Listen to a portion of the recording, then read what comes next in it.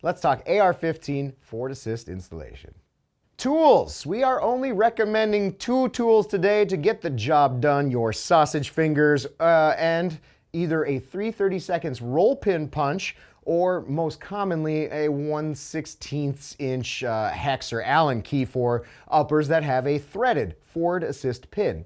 Honestly guys, this is one of the 2 easiest things to slap on your firearm, in which case, quick reminder, please go down below, put your name in the hat for this month's giveaway. It's massive.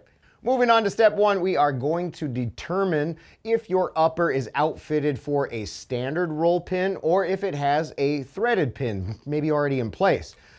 For those fancy folks out there with threaded, and back her off a bit and prepare for step 3. Everyone else, let's talk about setting your roll pin next. Welcome to step 2. We are securing a 3/32 inch roll pin punch, the kind that you can cradle your roll pin with, and a small persuader, and then we're giving the pin the slightest of love taps to hold it in place for step 3.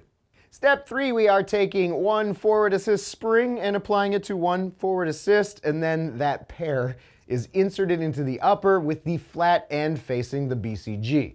Step number 4, with all the might of Thor that you can muster, you really just have to depress the forward assist as far as it'll go, then tap, tap, tap, or screw your roll pin into place to secure everything, and voila.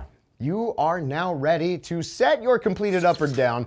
Head on over to the next video right over here. We are starting my favorite building section first with the pivot pin.